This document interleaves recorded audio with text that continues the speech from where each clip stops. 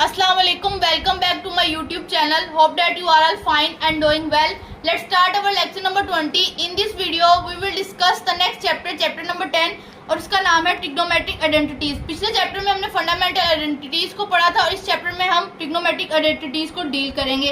तो हम सबसे पहले इस चैप्टर में फंडामेंटल लॉ ऑफ ट्रिग्नोमेट्री को डिस्कस करेंगे और उसको डिस्कस करने से पहले हमें डिस्टेंस फॉर्मूला को डिस्कस करना होगा। तो यहाँ पे लिखा हुआ है लेट पी जो है हमारे पास x1 और y1 उसके कोऑर्डिनेट्स हैं, एंड जो q है x2 y2 उसके कोऑर्डिनेट्स है। बीच के दो पॉइंट्स है। If d denotes the distance, अगर d हमारा डिस्टेंस को डिनोट कर रहा है तो यहाँ पे अगर हम उसको फाइंड करने का फॉर्मूला क्या होगा, अगर हमने p और q के दरमियान में डिस्टेंस फाइंड करना है तो हम यहाँ पे मोड लगा देंगे और फॉर्मूला होगा √x2 - x1 + y2 - y1। Means कि यहाँ कह रहे हैं कि square root of the sum of the square of the difference of x coordinate, means कि सम करना है difference of x coordinates and the sum of difference of y coordinates, means कि सम और दरमियान में x कोऑर्डिनेट्स का difference और y coordinates का डिफरेंस। अब हम इससे रिलेटेड एक एग्जांपल को डिस्कस करते हैं ताकि आपको अच्छी तरह क्लियर हो जाए कि फॉर्मूला हमारे कोऑर्डिनेट्स पे कैसे लाई करता है। तो यहाँ पे दिया हुआ है a b।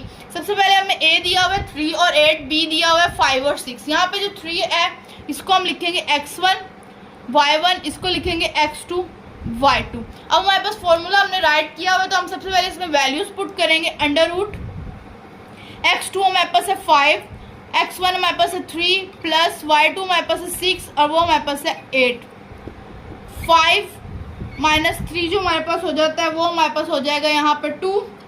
उसके बाद यहाँ पे 6 - 8, यहाँ पे जो 6 - 8 ये -2 हो जाएगा। अब यहाँ पे मैं आपको बताती हूँ कि जब हमने यहाँ पे कर लिया है ना, स्क्वायर रूट ले लिया है, अब जब हम इन दोनों को सम अप कर लेंगे तो इस पर हम राइट करेंगे स्क्वायर।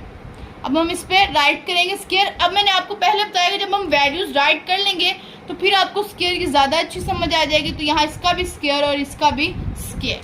अब नेक्स्ट स्टेप में देखें, 2 का स्क्वायर 4, ये स्क्वायर इस पे भी अप्लाई होगा, इस पे भी अप्लाई होगा, तो ये हो जाएगा 4 और √8 हमारे पास आंसर आ गया और ये हमारे पास √2/2 हो जाएगा। इसको हम इस तरह क्यों राइट कर रहे हैं तो हम इसको यहाँ पे कर लेते हैं। तो इस देखिए 2 × 2 इसके फैक्टर्स बनेंगे, वो हो जाएगा 2 का स्क्वायर × 2।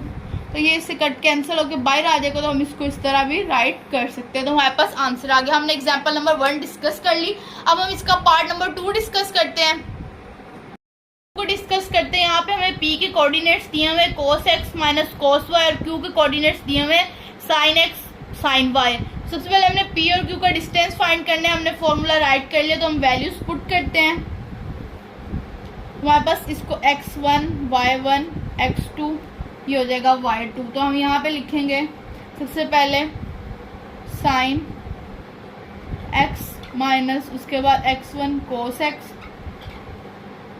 यहाँ पे साथ में ये हो जाएगा स्क्वायर, उसके बाद y2 sin y minus cos y का स्क्वायर। यहाँ पे जैसे कि हमने फॉर्मूला लिखा हुआ है a + b का स्क्वायर होता है a² + b² + 2ab। यहाँ पे a - b का स्क्वायर a² + b² - 2ab। हम यहाँ पे फॉर्मूला ओपन कर लेते हैं तो ये हमारे पास फॉर्मूला हो जाएगा sin x + cos x -2 sin x cos x।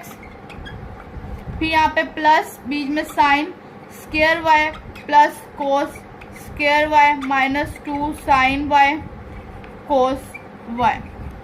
तो जैसे कि आप ये देख रहे हैं हमारे पास ट्रिग्नो फंडामेंटल आइडेंटिटी बन रही है। तो यहाँ पे हम राइट करेंगे 1 - 2 sin x cos x + 1 - 2 sin y cos y। तो ये हो जाएगा हमारे पास 1 + 1 2। इधर से हम 2 कॉमन ले लेते हैं, इन दोनों में 2 कॉमन आ रहा है तो ये हो जाएगा sin x cos x + sin y cos y।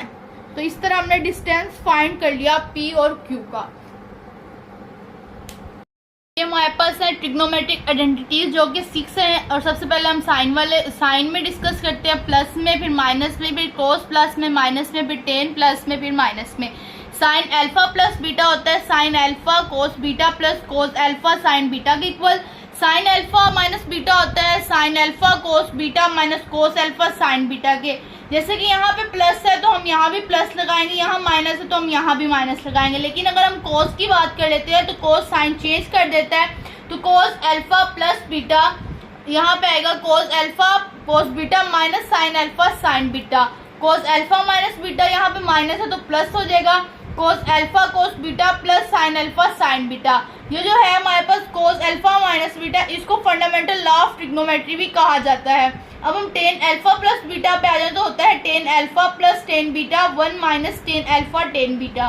Tan alpha minus beta tan alpha minus tan beta 1 plus tan alpha tan beta.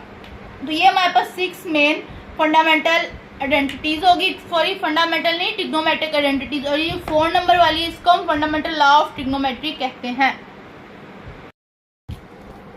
अब जो हमने ट्रिग्नोमेट्रिक आइडेंटिटीज पढ़ी थी, अब हम उनकी डिडक्शन करेंगे। तो सबसे पहले हमने फंडामेंटल लॉ ऑफ ट्रिग्नोमेट्री लिख लिया है। अब हम इसको अल्फा बीटा और किसी भी रियल नंबर्स के साथ इसको प्रूव करते जाएंगे। तो सबसे पहले यहाँ लिखेंगे रिप्लेस